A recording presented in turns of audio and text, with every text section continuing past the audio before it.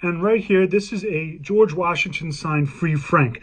Now, this is an envelope, and a free franc, of course, is an executive privilege for free postage, and it's signed by George Washington. But you're going to look for George Washington's name, and of course, you're not going to see it. But right down here, it says President U.S., and that's how he signed it. So, Kevin, tell us a little bit about that.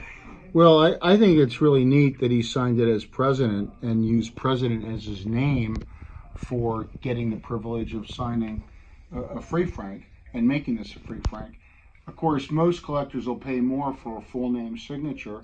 Washington often also signed G. Washington. That's probably the most common way he signed his name, especially once he became president.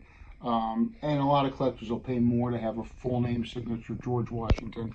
But this is probably the most scarce version of his autograph written this way. So I think it's a really neat item for that reason. Yeah, it's a terrific item. And we're going to show one more item now, and we're going to switch gears and go some vintage baseball.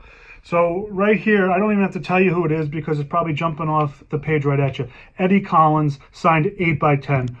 The quality, of course, I don't even have to tell you how great it is. You can see with your own eyes.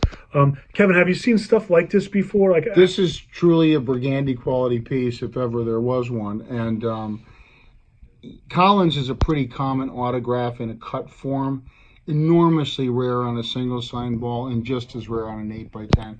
This is just spectacular. I mean, my jaw dropped when I saw this. I call it an eye popper. First of all, Collins had such a beautiful autograph, and then to put it on a photograph of this quality and this size, just a really, really rare format for his signature.